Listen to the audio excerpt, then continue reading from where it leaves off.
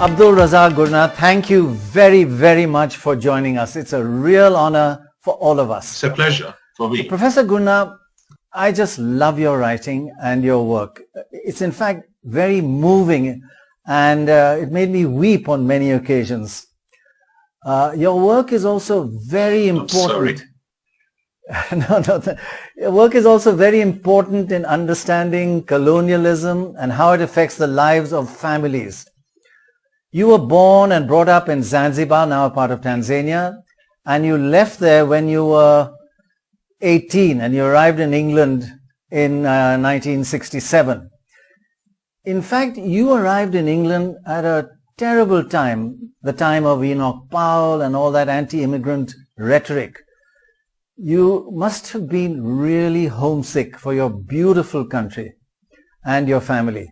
In fact, your first book out of your 10 books is called Memory of Departure. Did you ever think of leaving England and going back to Zanzibar?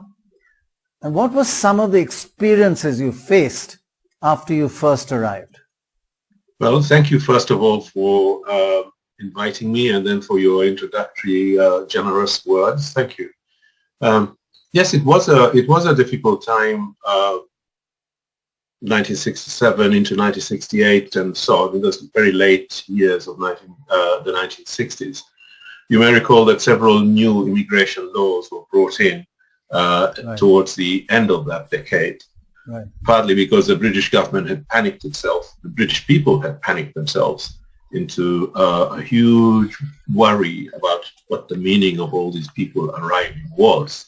And these people were people from India, from Pakistan, but more recently at that point from East Africa, because it was soon after that it was soon before that the East African countries became independent. And as you know, there was a large community of people from India and Pakistan, but India before then, of course, in that part of the world. And so there was a great exodus, almost, if to use that word, of people of Indian ancestry, even before Amin expelled Indian or Asians, as they became called, from Uganda. And they were all arriving in the UK. And the pictures were these very, very ungenerous pictures of poor people. When I say poor, I mean more or less they had to leave everything behind, coming down the steps of the aircraft with their suitcase and their cardigans into this freezing country, completely unaware what they're going to face in a few days. And there, on the other hand, was the press and the government just talking in this narrative of inhumanity almost. But you know, the difference between now and then is that it's simply that the target has changed.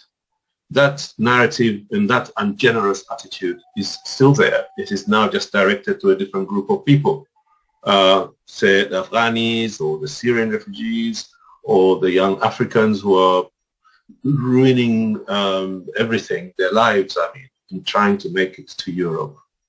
So it was difficult then, but in a way I think it's probably more difficult now. Absolutely. In fact, you arrived in England, coincidentally, at almost exactly the same time that I did as a student. And I know what it was like. England at that time was like replete with something you've often called meanness. It was tough being surrounded by meanness, like being called a wog, or our accent being mimicked like, "Hello, Mr. Roy, why don't you go back to where you belong?" Regularly, I've faced that many times. You've spoken about how Britain has been convulsed from time to time with a hatred towards immigrants, triggered, Britain and the West actually, triggered by movements of people seeking asylum, as you just mentioned, or a new life. Like that 65-year-old Afghan gentleman descending into a British airport Stansted with a suitcase from a hijacked plane looking for a new life. He wasn't coming to beg. People haven't come to beg. In fact, they've done very well, like yourself. You made England proud by winning the Nobel Prize, and a lot of immigrants and migrants have done very well. But in your opinion, has that kind of convulsion intensified? Has that meanness in public discourse about refugees hardened now? Well, I'm very interested, first of all, to hear that you were there at the same time. So have you as well corroborating some of the things that I have been saying. Absolutely. I think in many ways amongst the community of people, I think there is a greater willingness, there's a greater understanding. After all, in some of the larger cities or some of the cities where there are larger communities of people who are not ancestrally British, their children are now going to school together. Their children are perhaps in some cases even dating or even marrying. So the presence is now felt differently from the way that perhaps you and I were felt when we as young people were walking the streets of British cities or English cities. So I think there is a kind of more welcoming, more kind of like everyday acceptance of the presence of people from other places. And of course there are all these sportsmen, all these footballers, all these actors, all these teachers, writers, etc., who were just not there in those days. You did not see people doing these things that might provide some kind of idea of, on the one hand, role models, or on the other, simply an awareness that they weren't all stupid, ignorant, criminals or something like this. Right. I do think, though, that there is in the attitude of the authorities, the administration, as it were, and the press, and a core of the British nation, there is a kind of defensiveness. Now they call it culture wars, or they call it something else, but basically a kind of defensiveness which continues this battle, which is, as I've said several times, a battle which has no moral grounds whatsoever. The moral argument was lost ages ago, and to talk about the presence of other people in this way is simply to be mean, to be indeed more than mean now when we see people dying in the Channel, and then those who arrive are detained in horrible circumstances. Right. It's more than mean, it's inhumane. Right. In fact, there are still people who've been in sort of camps for 10 years and nothing's being done about them, right? Well, the rules about people who have been detained and then allowed to leave detention are also still to restrict them. For example, they may not be in a detention center anymore, although many are, the new arrivals. They may not be in a detention center anymore, but they're not allowed to work, right. Which means they have to be dependent on what the state gives them. They cannot spend whatever the state gives them in anywhere they want. They can only spend it on certain things. They can't travel anywhere without permission. And basically they can't go anywhere. So people are in this limbo, sometimes for, in some cases, 12, 10, 12, 13 years. And any infringement of these rules, so for example, if you take a part-time job, I know this is not just an anecdote, I know for sure, if you take a little part-time job just because you want to get a little money to spend on, I don't know, going to the cinema or something like that, and if you're found, then you can be jailed for that. My God. So these are really quite unnecessary draconian laws. Right. Right. Far from getting your rights.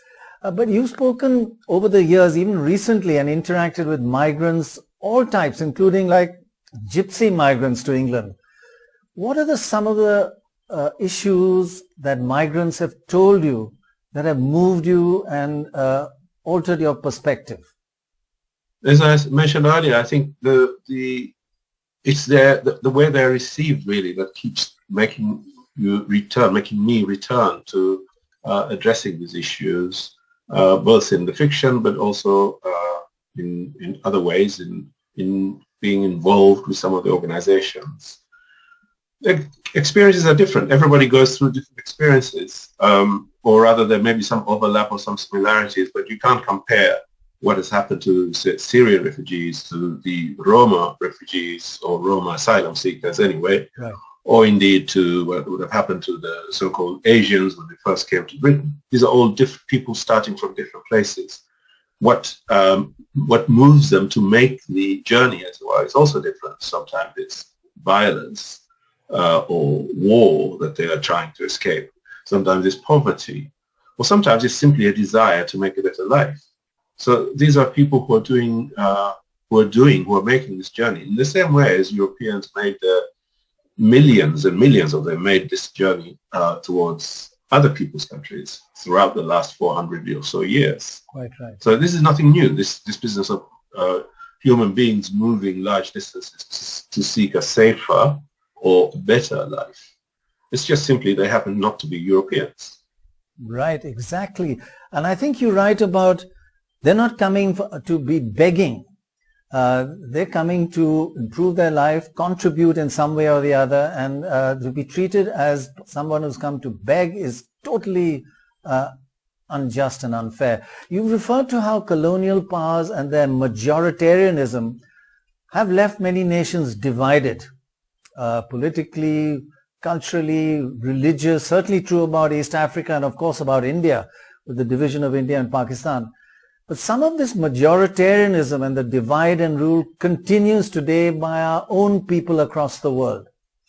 Have we learned a certain amount of hatred and suppression from the colonial powers? Is that a lasting impact you see today across all countries that used to be colonies? And they're using the same tactic that the colonial rulers did, divide and rule. Well, I don't think you can blame that on colonialism. I think we have to blame that on the kind of the streak of nastiness that is in, those who seek power, human beings who seek power. So if you take over a nation, well, hardly, not in every case is this a nation, but some kind of territory which has been drawn and is administered by colonial rule, which is coercive, and you take that over, then those tools of coercion are already in your hands. And it seems to me that most post-colonial states have actually not been able to resist continuing to use those coercive rules that they inherited from colonial administrations. Right.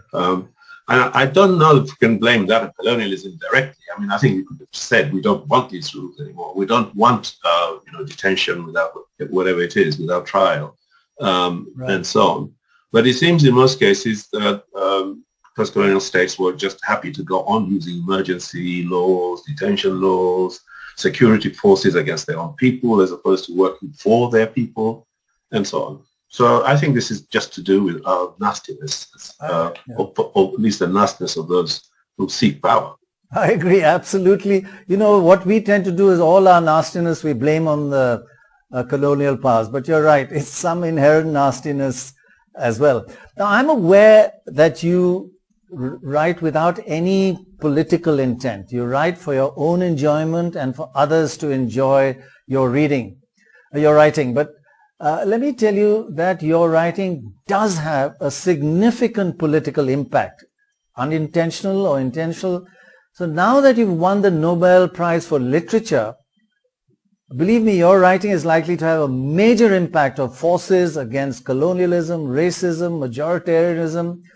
So how do you feel when your writing becomes a catalyst for change? Have you ever spoken with anyone who used or is using your writing for the fight against injustice, and what do you tell them? Well, I wouldn't have said in the first, well, it's very nice of you to make these predictions, but I wouldn't have said that I only write just for my own pleasure, which of course is very important, that I should feel that sort of sense of pleasure and satisfaction with what I write. But I hope that what I write is also reflections on what I see, on reflections on what I see and what I see is wrong or injustices, as you say. Right. But on the other hand, I don't occupy a platform position. I don't say I speak for so-and-so, or I want you to do what I say. Right. What I do is I speak for myself, as it were. I speak for myself and make observations on what I see. But it's not just simply kind of like inner reflections, as it were. It's reflecting on the world we live in, I hope.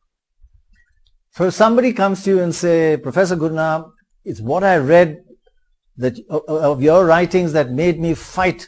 What do you say? Good for you, or please don't blame it on me? I'll say, well, I hope you won. Okay. Okay. One thing is, what I love in your writing is while you write in English, and I don't know if you've had any Africa writers push back on that, you use many non-English words, Arabic, Swahili, even Hindi words like shabash and tiari, and many others. But these words are never in italics in your books, or translated or explained in brackets, or even in a glossary of terms at the end. This is a deliberate part of your writing. Is it linked to a particular vision how English is or should be? Do you use any of these non-English words in your everyday conversation or your lectures? And what has been the reaction? Give us some examples of when you look at somebody and say shabash, or a student. Have they looked at you as though you're a little crazy or what? Let me first explain why they're there. Yes. Partly because I grew up in a multilingual culture. We on the coast of East Africa were open to influences from South Arabia, from India, from even further afield, from Malay, even from China. We were not unfamiliar. We were visited by people from all of these places, some of whom stayed, some of whom went back, and so on. And they left something behind, always. Of course, they left their stories, they left their cuisine, they left their languages. And sometimes they took some of ours as well with them. Right. Religion, etc., all of these things. So when I say multilingual, I really mean something even more than that. It's really, we were part of a kind of Indian Ocean cosmopolitan web, as it were. So stories about India, about Bombay, as it used to be, or other places, particularly on the western side of India, were regular and common. We had Indian communities of all kinds, Muslim Indians, Hindu Indians, Ismaili, we had people from, etc., right, as well as people from different parts of the Gulf. So all of this meant that the language itself, the language we spoke in an everyday way, was kind of intermingled as well with all of these words. You didn't need to translate what gari meant to anyone. They knew you meant a cart or a car or something like that. Nor did you need to translate certain English words or certain Arabic words. They were all part of the language in this way. So when I come to writing, sometimes there isn't an exact word in English which will substitute there, which will do the same job as that word. Right. For example, when you speak of a person who has passed on, who has died, in Swahili, and in Islam generally, but certainly in Swahili, we say marehemu, and this is a way of showing respect. Right. So marehemu means may God's mercy on this person. Right. Now there isn't an expression like that that wouldn't sound pompous if you wrote it in English. Right, true. Because this would be an everyday way of speaking about somebody. So that's the reason. There isn't always an exact alternative. Right. So I leave it there, and I like the texture it produces. So yeah, that's why they're there. That's a lovely way to put it. I've understood it now fully. There's a little more than just the word gari in your seems to be in your connection with India. You write, you talk about Calcutta and Bombay, Kerala quite a lot. You've interacted and written about Indian authors a lot. What is your connection more than just shabash with India? Well, as I've just tried to explain, it's because Indian people lived among us as well. We lived among them and us. They're not anymore, because after the revolution in 1964, many of them left or were targeted, as it were, so that they did leave. But certainly when I was growing up in my teenage years, or many of my schoolmates went to school with Indian people, many of my friends, there's people who played sports with. As I say, living in the town, you walk down one street, there's a Hindu temple, you walk down another street, there is this Nashiri mosque, etc. So they were amongst us. And we teased them, and they teased us. So we knew something of their culture, something of their cultures, should I say, and something of their lives, and they knew about us. They didn't seem far away at all. Right. But this is Zanzibar. But there's still a lot of Indian people in Tanzania itself, and a lot of Indian people in Kenya, of course. So we're familiar with people, with Somali people, with Indian people, with Arab people. Right. One of the things that you don't do, and which we do a lot, and in fact, I think people from Zanzibar also do a lot, is what we call adda. Adda means just sitting around and talking. Go to the University Coffee House in Calcutta and you just talk. And you, in a way, say that in Zanzibar that prevented them from reading that much. In Bengal, we do adda and we read. But why didn't you like adda? I didn't say I didn't like it, but quite often we used to say, we would see, even today, not quite as much, of course, not quite as much, because things have changed. Communities have changed. For example, the cafe idea has changed. It used to be that every street corner had a small cafe, and outside of the cafe there'd be some chairs and tables, and people would be sitting there talking, gossiping, talking, watching what's going on. You'll notice that in almost every single one of my novels that happens in Zanzibar, there is always a group of people sitting around talking. Yes. Now, because that's how it was. That's what people did. I don't think that's what stopped people reading, though. I don't know if I ever said that, but if I did, I was not quite correct. I don't think it was that stopped people reading. What stopped people reading were several things. One is that they were not always literate, so literacy was not a big thing yet, at least with a certain generation. And books are expensive. Right. And also, it's a lot easier to just sit around drinking coffee and yapping. So that's what people did. No, but you're completely wrong. They're not sitting around gossiping. They're solving global problems. They're talking about climate change, majoritarianism. What? You have misunderstood, especially the Bengali.